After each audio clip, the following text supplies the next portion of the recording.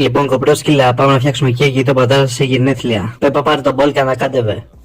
Μαμά πέφτει το μπολ.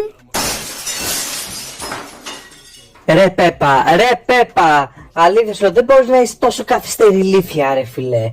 Δεν μπορείς να είσαι τόσο άχρηστη, ρε φιλέ, αλήθεια σου λέω. Εύχομαι να μην ξαναδείς ξημέρωμα ποτέ, ρε φιλέ, αλήθεια. Αύριο το πρωί ανάσκελα. Φέρε με την Πέπα. Τέλος πάντων, Τζορτζ, φέρε το άλλο μπολ να τελειώνουμε. Τζορτζ, άκου θα κάνεις, πάρε αυτό το μπολ και χέσε μέσα.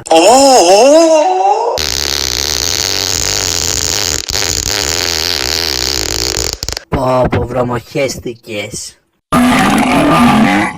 Πω, χέστηκε και διαστόματος.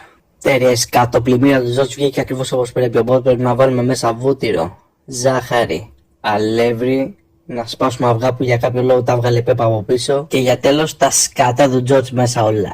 Μαμά, πρέπει να βγει πάρα πολύ όμορφη η συνταγή σου. Παπούλος, το λοιπόν να ανακατεύουμε. Θα πάρω τηλέφωνο τον μπαμπά να ρωτήσω τι ώρα